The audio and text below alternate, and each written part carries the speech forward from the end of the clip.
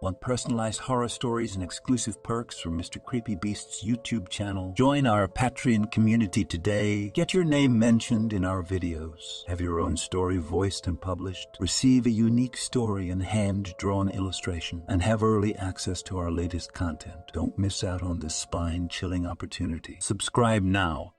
I've never been one to write a diary, but after discovering what is hidden under the surface of the internet, I feel like I need to create some record of my journey. My account. My descent into the bowels of the internet. The deep web.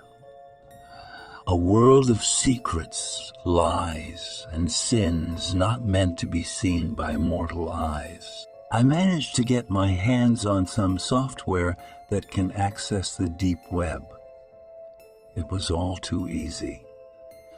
A simple search on Reddit afforded me a link to download the Tor browser, a portal into this dark and sinister world. I spent hours browsing through the cluttered minefield, stumbling into forum after forum where the dregs of humanity festooned the digital walls.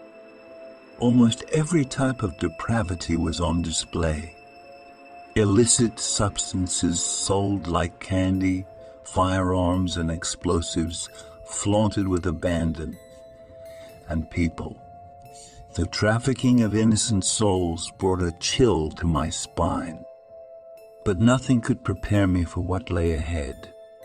A message popped up on my screen from an unknown user. The moment it appeared, my heart began to race. "Hello, Tyler. Follow my command. The Puppet Master." I shuddered as I read the message, wondering how someone had discovered my name. I hesitated, but my curiosity got the better of me, and I replied to the user, "How do you know my name? What do you want from me?" Tyler, I know everything about you, Tyler. For now, just watch the video I've sent you. The Puppet Master. A video link appeared on the screen. My hands trembled as I clicked on it. Day 12, June 5th. I couldn't sleep. Not after witnessing the nightmare that was the video. In it, a man wearing a black hood brutally tortured and mutilated his victim. The fear gripping me was unlike any other. I could not put it into words, but it haunted my every thought. I became a reclusive prisoner in my own home, paralyzed by the faceless demon that had invaded my world. I decided to go back online. Despite the fear that pounded in my chest, a sickening curiosity gnawed at my soul. As soon as I logged on, I received another message from the Puppet Master. "Did you enjoy the video, Tyler?" The Puppet Master. Who was this madman? Why was he tormenting me? I don't know what you want from me, but leave me alone. I don't want your twisted games. Tyler, if you want to survive, you will listen to me. Complete my tasks, and the torment will end. The Puppet Master. Tired and afraid, I resigned myself to my fate.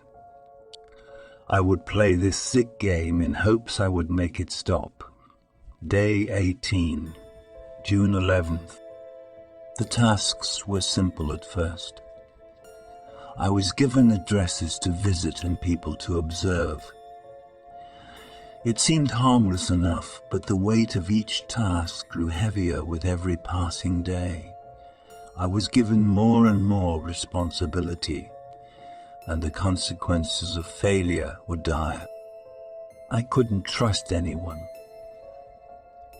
Every stranger on the street became a potential threat. Every message that appeared on my computer screen was a source of anxiety. But worst of all, I could feel myself changing. The darkness of the deep web was seeping into my soul, and I didn't know how to stop it. Day 23, June 16th. I completed the last task. The relief was almost overwhelming, but it was short-lived. The puppet master wasn't finished with me yet. Good work, Tyler. You have proven yourself worthy of one last task. The puppet master. No, I can't do this anymore. Just leave me alone. Tyler, you don't have a choice. Do this last task or suffer the consequences. The puppet master. I knew what those consequences would be. I had seen them in the video. I had felt them in my nightmares. The task was to meet the puppet master in person. He gave me an address, and I knew I had no choice but to go. I couldn't let this monster continue to haunt me. Day 24, June 17th. The address led me to an abandoned warehouse on the outskirts of town.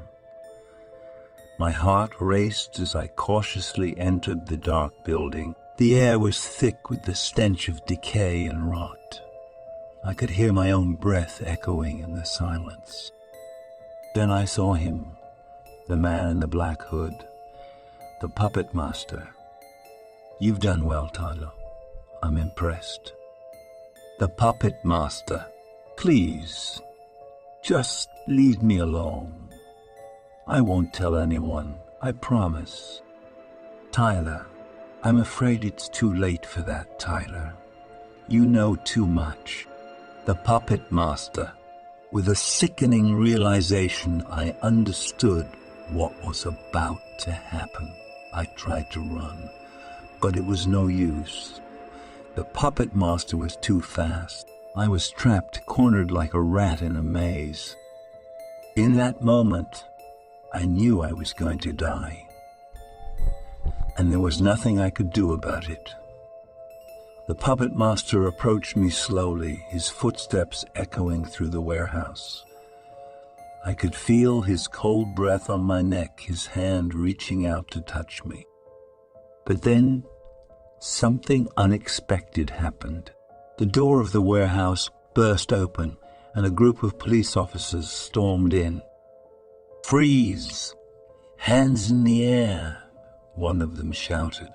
The puppet master tried to run, but he was quickly caught and handcuffed. I was in shock. It was all over. The police took me to safety and started questioning me about what had happened.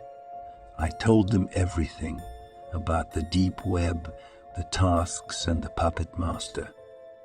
They explained to me that they had been tracking him for months, but they needed someone to gather enough evidence to make an arrest. They thanked me for my help and told me I was lucky to be alive. As I left the police station, I felt a sense of relief wash over me. But at the same time, I knew I could never forget what had happened. The deep web was not just a dark corner of the internet. It was a gateway to hell, a place where monsters lurked, waiting for their next victim. And I had almost become one of them.